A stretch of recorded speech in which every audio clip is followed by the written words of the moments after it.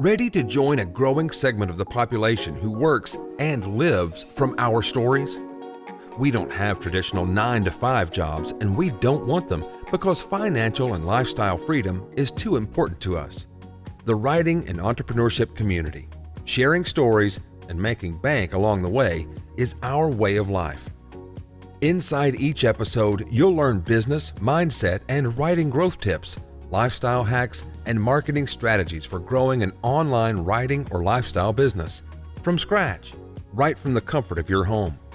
The podcast is designed to uplift, inspire, and add a little extra presence to your everyday with your host, Susan Kiley, a no BS book coach and strategist, speaker, and author. Susan helps people tell their stories by tapping into their bold message, shape words to resonate with their audience, and produce a story that has a powerful impact on the world. Welcome to the Writer Insider. Here's your host, Susan Kiley. All right, hey, I'm Susan Kiley, and thank you so much for tuning in. I'm so excited that you're here with me today. Are you listening in today because you're sick of hoping, wishing, and now you want more out of life, business, or writing? Today we're talking about fear of being seen. Run, hide, ditch. The fear of others seeing me paralyzed me for a decade plus. We all have our insecurities. We all have fears. We all have doubts. I do not care who the heck you would think you are, but the fact of the matter is, we all have insecurities, fears, and doubts, period. We can change all of it.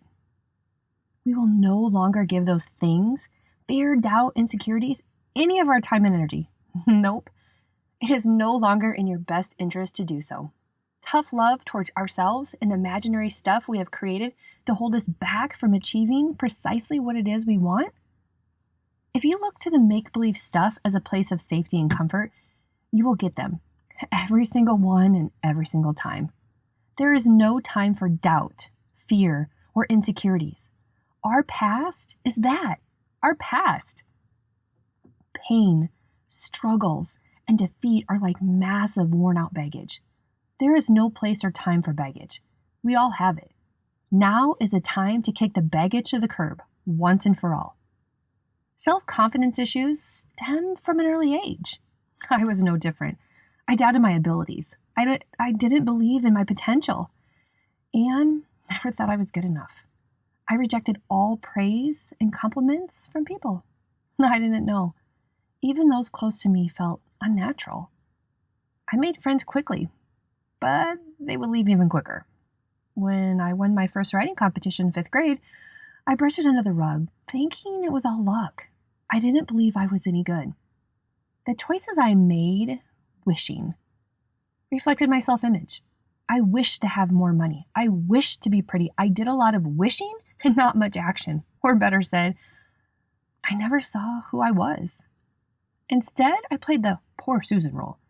If others could have seen, I would have won many awards, including the Academy. The wish role of poor Susan lasted several decades. When life didn't work out how I wanted, I would go back to poor Susan, hoping somehow things would improve. But the part I didn't want to acknowledge was I kept myself stuck in that role. I wished but never acted upon. I hoped but never moved. I didn't receive it because I didn't go for it. I wanted life to happen and give to me, just as life had done for others. What I was missing was the connection between doing and receiving. I had to do to receive. I was doing nothing, so I got nothing. Then, decades later, something inside of me changed. I had the courage to stop wishing and start doing. I started reading books on mind shift changes. I watched videos on how thinking affects our daily decisions. I started dreaming, and more so, I started taking action. I could dream, list all my wishes and desires, but none of it mattered if I didn't take action. I imagined writing the book I had always wanted to write. I pictured traveling with my children to help others. I dreamed of being on a stage and receiving an award, not because of my poor Susan role, but the humanitarian role. I saw myself wealthy out of happiness. I saw myself lending my experiences to others through writing, teaching, and speaking. I didn't know how to fulfill any of my dreams. I only knew that if I took action, my dreams could become a reality sooner. I could stop playing the poor Susan role and start living life. I made a plan. Several, actually. Each dream needed an action sequence to follow. To write a book, I needed a time to sit and write. I would brainstorm ideas. Next, I would decide how to secure my writing. Last, I would write. I wrote. I brainstormed. I compiled short stories. Life then took over. I hid. I wished. I retreated to poor Susan. Life. Easy to revert to the familiar than to move forward to the unfamiliar. I played the poor Susan role well for many more years whenever life didn't look like I wanted it to. And then, when I found myself in darkness and begging for a break, something clicked. I was talking to myself and crying. More like, why me? And life isn't fair. A lot of boo-hooing. And the more I talked, the more I started to listen to myself. My perspective started changing.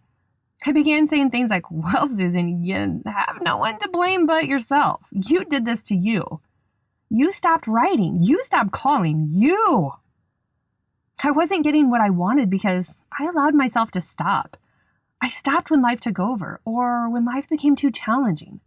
I found comfort in the negative perspective as I had always done in my life. The past felt more comfortable than the present. Why? Why would I stop myself from making my dreams a reality? Because all through my life, I just didn't feel supported. I believed it was because I wasn't good enough. I didn't feel good enough because my mother didn't attend my activities.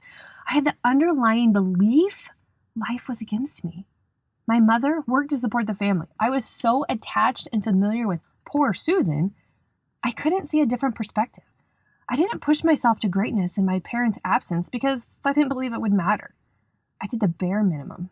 I never allowed my full potential to shine through. Ever.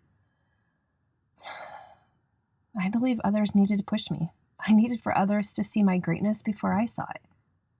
I didn't feel I was good enough to make a difference, and yet I didn't try or have any reason to have this belief. My perspective was completely wrong. One day something just clicked. There was a shift, a change.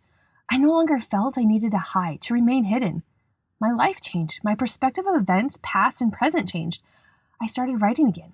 I sacrificed self-indulgent comforts for necessities. I worked hard at my writing, coaching, and speaking, all the time focusing on my dreams. I shelved the poor Susan role and all the awards. I allowed myself to be seen. Yeah, it was scary. To throw all my vulnerabilities to everyone to see, for the love of all that is good, it was scary. I mean, speaking to people isn't scary. Teaching people has never been scary. Throwing my biz and being seen, that is scary as heck. Like, want to go to the bathroom and throw up scary at first. The more I threw myself out for all to see, the more comfortable I felt when people responded. People wanted to hear about me. People could relate. My stories mattered. I have stood amongst small crowds speaking words of motivation and inspiration. Here are goals I wrote one day when I stopped letting the fear of being seen paralyze me. One day, I will stand on a large stage to fulfill a dream. I will land a series of speaking engagements to spread my story. I will write several small books, and this will lead to landing book deals. I will teach others to tell their story through writing, speaking, and creating. I will never stop dreaming. I am worthy of greatness. Looking at the list I wrote during a time I never thought possible, it was just a dream. To see it become a reality and have touched many people's lives in a positive way, I am truly grateful I decided to be seen. I believe that all success begins with changing your perspective of past events. Believe in yourself. Dream. Let others see you. Take action. Be thankful for the struggles that you face. These struggles are what got you to where you are today. Without these, you would never have stumbled upon your strength. Dream, take action, believe in yourself. So how do you allow others to see you? I'd love to hear about your process. Leave a comment and let's talk about it. That's all for this episode and post. Remember this, you're just one word away. That's it for this episode of The Writer Insider.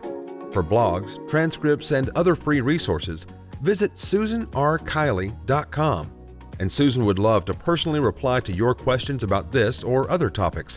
So email those to susan@susanrkiley.com.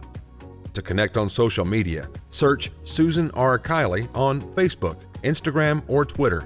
Or you can even send snail mail to HSL Media, 13110 Birch Drive, number 195, Suite 148, Omaha, Nebraska, 68164. The Writer Insider, produced by Susan Kiley and edited by me, David L. White. We all have insecurities, fears, and doubts, period. Believe in yourself. Dream. Let others see you.